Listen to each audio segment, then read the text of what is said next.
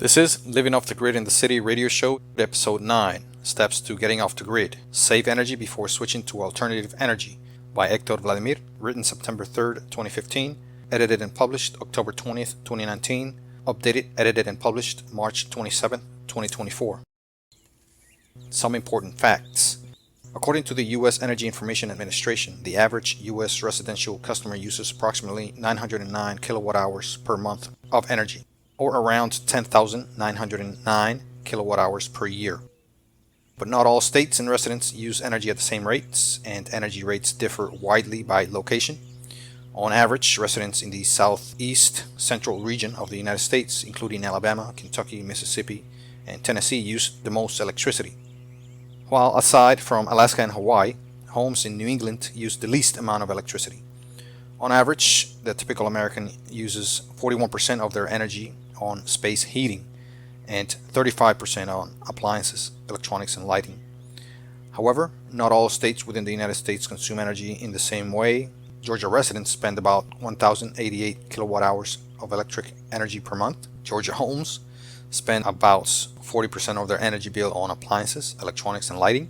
Homes in Georgia also spend nearly double the national average on air conditioning costs. On average, also, Georgia residents spend about $210 per month on electricity, which adds up to about $2,520 per year. Louisiana residents use about 1,273 kilowatt hours per month. The cost of Louisiana electricity ranks 51st in the nation. The average monthly household electricity consumption in Louisiana is 38.87% greater than the national average. Before thinking of living off the grid, look at your energy consumption records. These may be on your bill or on your service provider's website under your account. You will have to sign in as a customer to access your personal records. It is wise to first see what you're paying for electric energy and other types of energy to find out what rates you are paying, what are the rate brackets, such as for summers or winters, and it's also a good idea to find out energy brackets for amount of energy used, such as from 0 to 650 kilowatt hours, 650 kilowatt hours to 1,000 kilowatt hours, and over 1,000 kilowatt hours. On your screen there is a real world example of what these brackets may look like. For example, for the winter here in Georgia, the rate is 6.7 cents per kilowatt hours, and for the summer, that is June through September, the kilowatt hours are broken into 3 brackets. First, 650 kilowatt hours are charged at 7.1 cents. This is currently now in March 2024. The bracket for 650 to 1,000 kilowatt hours is charged at 11.8 cents, and anything over 1,000 kilowatt hours is charged at 12.2 cents. Before jumping into the uncharted territory of living off the grid, it is wise to do warm-up exercises and prepare so that you don't freak out and throw in the towel in frustration. You should determine what is your energy use. Is it low, average, or high? And see what you have paid over the last months. These details will give you an idea on the changes you must make on your energy use so you can more easily get off the grid. In your screen is a real-life example of a chart provided by your power company. You can choose to see it as a daily usage rate or usage chart, or monthly, or even hourly in this situation, in this case. You should also determine what is your energy use trend and what that trend is over the last year if possible. Many companies do provide detailed records, so take advantage of this. Living off the grid will require many concessions and sacrifices in your parts and many fundamental changes, especially if it is done in the current inefficient and wasteful society that we live in and with current available technologies. It is recommended that you ease into living off the grid instead of crash landing into it and suffer more than necessary. Unlike many believe, living off the grid does not have to be painful, backward, isolated, destitute, or something weird. You can have all of the comfort and convenience of the latest technologies and society, and have electric power and many other types of energy, and to be part of society just the same or better than under the current grid power lifestyle. I say it would be better because you would be saving much more energy and money and you would be helping to change many industries around the world to become more energy efficient and less wasteful. Appliances are the biggest users of energy, so having the most efficient appliances will help you and eventually the industries that produce them. You may use charts like the ones shown on the screen to see what the power hogs of your home are. They are listed from highest energy users to least energy users, and from highest cost to operate to least. This is a very accurate chart that I got from a website. And remember that the kilowatt hour rate determines what you see on this chart. The kilowatt hour rate is basically what your power company or electric company charges you per kilowatt hour. Remember, this rate could change depending on the season, time of year, on the time of day, and on the bracket of energy used. Remember, there are many brackets, especially for the summer here in this part of the country, such as 0 to 650 kilowatt hours, 650 to 1000, and then 1000 and up. High efficiency or HE appliances, TVs, computers, refrigerators, washing machines, etc., will save power and pay for their higher cost in the long run in energy savings. This is compared with older and less efficient appliances and electronics. You will contribute to cut down waste and help the environment. And also, you will increase the demand for HE or high efficiency products by creating incentives for companies to manufacture HE products. You should upgrade to HE products as much as you can and as often as you can. It can be a slow and gradual process, or it can be an all-at-once change if this is possible for you to do. Household appliances can have a large impact on your energy use, such as when you use your AC, water heater, washing and drying machines, refrigerator, etc. The low-impact appliances are your TVs, computers, fans, lights. Lights could be low impact as long as you don't use them a lot. They could also be high impact if you have a lot of inefficient lights. Other low impact appliances could be non-kitchen appliances. Most appliances in the kitchen are high impact. You should downsize whenever possible. Why have a 120-gallon water heater when you may only need a 40-gallon water heater and save 2/3 of the energy required to run it? Other appliances that can be downsized are your refrigerator, TVs, air conditioning, microwave, clothes dryers, clothes washer, lighting, etc. Cutting back on the number of running appliances is another way to save power. Why have 5 TVs when you can have only one in a central location? Why have 5 computers or 3 computers or printers when you can have just one used by everyone in the home without sacrificing convenience? It is also recommended to switch from old and inefficient technology to more efficient ones.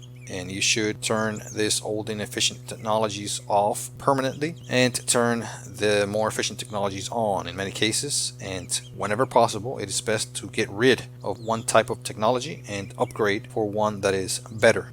For example, when LED TVs were launched a few decades ago, the energy savings potentials of LED was hardly mentioned. The brighter, sharper picture was fiercely advertised. But in fact, LED TVs save much more energy than older tube-type TVs and even LCD TVs. Again, more efficient technologies could be costlier, but they will aid in your efforts to get off the grid and make efforts less costly overall. If you attempt to get off the grid while running all of the same inefficient equipment and remain with the same number of unnecessary appliances, the cost to do so may be many times higher than necessary. Lastly, get rid of appliances that you do not need. Get rid of that full-size freezer in your basement and quit drinking. Get rid of that large screen TV, stereo, or other useless equipment. Get rid of the small fridge that is on the side of your bed, and get up and go to the kitchen if you need, for example, a drink. Cutting back on unnecessary and wasteful appliances is a great way to cut back on energy use prior to getting off the grid. Remember, concessions need to occur, and your lifestyle may need some serious reforms to accommodate the benefits of living off the grid. Switching appliances from power sources that can be controlled and stored locally can be a powerful way to cut energy costs and dependence on a certain power source such as electric. Getting off the grid in large part means getting off the electric power. the largest energy provider by far for any household. Switching large appliances to power sources such as LP gas, that's liquid propane gas, wood chips, natural gas, or heat concentrators from electrical power is a significant step to get off the grid. The more important appliances to get off the electric grid are your power hogs, such as your stove, water heater, clothes dryer, air heater, etc. You may say, why switch from one power source to another and still pay for it, perhaps the same or more? But this question misses the point. Let me explain. Getting off the grid may require a slight or even significant initial increase in your costs that you incur, but in the long run, getting off the grid should pay for itself relatively quick if done rationally. That is accomplished through energy savings over time. The longer you use your efficient products, the more savings you incur. Still, local energy sources such as LPG, that's liquid propane gas, provide much more control and flexibility for the owner, since you have much more control over the energy that you use, therefore much more control on the costs associated with that energy. LP gas is a flexible form of power that can be safely stored, and it is highly efficient. It is relatively cheap and can power many of the more power demanding appliances such as a clothes dryer, water heater, stove, and even your refrigerator and air heater. LP can be stored in a tank that can last for many months to over 2 years depending on the size and use. And LP can help you get off the grid by taking away appliances from electric, requiring less energy to be covered by solar, wind, or other alternative energy source. Energy sources like wood chips or pellets can be used as fuel for furnaces that can drive air heat, water heat, and clothes drying. Natural gas can be used just like LP gas in many occasions and can be stored, although local storage can be much more costly than LP. Solar heat concentrators can be used to heat water or air and be used to take water or air heating from electric to solar. Heat concentrators can use radiated energy and collect it in a sealed greenhouse to heat up a fluid for domestic use. Heat concentrators can heat up a point for cooking or heating a fluid for use in air or water heating. Heat collectors and concentrators can be readily bought or built to save a large amount of electric energy. Large amounts of electrical current is used to heat up elements like air or water for appliances. At times, these electrical heating elements use up to 15,000 watts or even more, and these can be used for many hours per day. Solar, wind, or geothermal energy can be used to cover the energy needs required for the appliances that cannot be covered by the mentioned sources. Ideally, you should take as many appliances off electric prior to getting off the grid. Covering energy needs with solar, wind, or geothermal will be covered in detail in other presentations, and these technologies are more affordable and ready for use in most areas of the world right now. A great way to save energy in preparations to getting off the grid is to switch appliances off manually or automatically.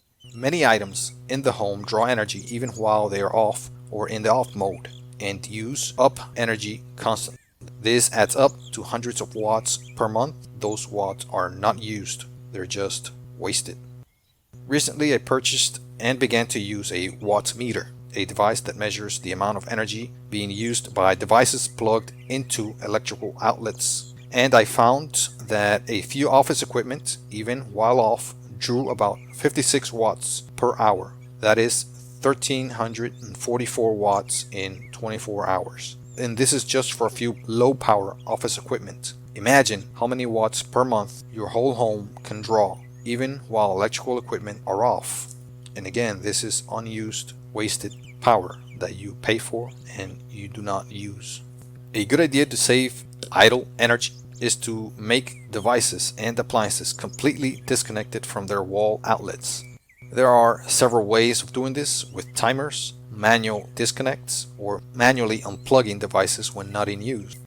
This practice of turning devices off can be seamless or worry-free, or can take time and attention from you. It depends on how automated your switching system is. Of course, manual systems are much more hassling and require strict schedule adherence to work, but can be a sure way and cheap one too to stop wasting precious energy and stop paying for unused energy.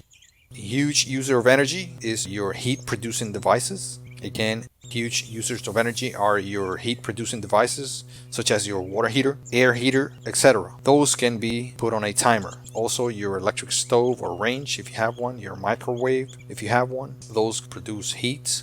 And also space heaters. Some computers produce a lot of heat.